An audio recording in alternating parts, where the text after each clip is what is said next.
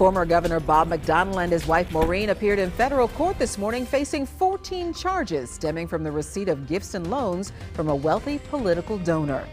Thanks for joining us here for the CBS 6 News at noon. I'm Cheryl Miller. We begin with this breaking news and developing story from federal court in downtown Richmond as the McDonnells appeared before two judges this morning. We have team coverage from the federal courthouse. We begin with our Jerrita Patterson, who has the very latest information on the former first couple's first appearance in court. It is our top story today at noon. Jerrita? Sure, it has been an absolute media frenzy, if you can see just behind me, as the former first family arrived here at the federal courthouse earlier this morning. There were two court proceedings, as you mentioned, the first one beginning at 10 a.m., but the first family, the former first family, they arrived about an hour before former Governor Bob McDonnell exchanged very few words, simply saying a hello, good morning to the media who were waiting outside.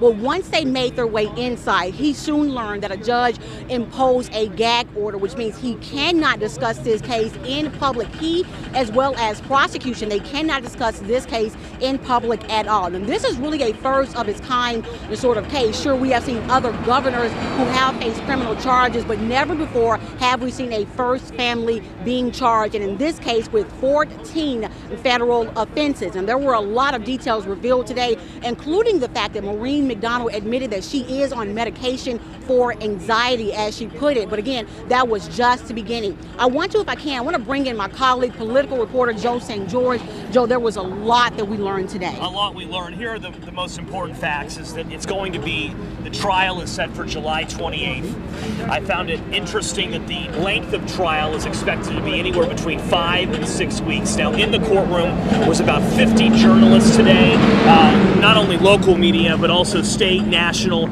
international media, all covering this case with intense interest. We should mention included in the courtroom is also politicians.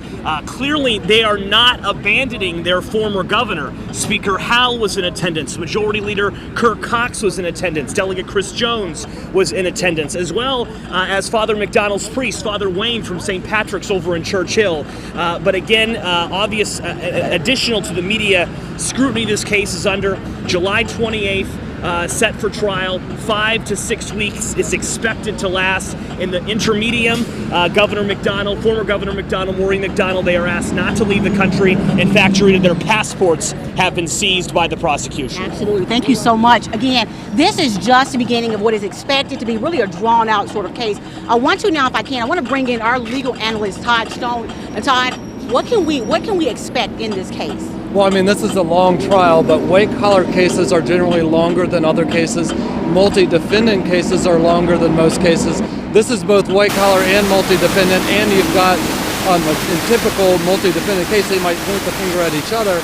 Here you've got a husband and wife, and it's really sensitive, and so this is going to take a long time, and lots of documentation and lots of witnesses to put the pieces together of a big puzzle, because it's mainly a circumstantial case. Wonderful. Thank you so much. And this is a case, of course, we have been following for quite some time, for months actually. You can bet we will continue to follow this. Now, for all the details, we are making those available on our website at WTVR.com. But for now, we are live in downtown Richmond. Jerrita Patterson for CBS 6 News. Cheryl, back to you. Thank you, Jerrita. Of course, we'll continue to follow this case.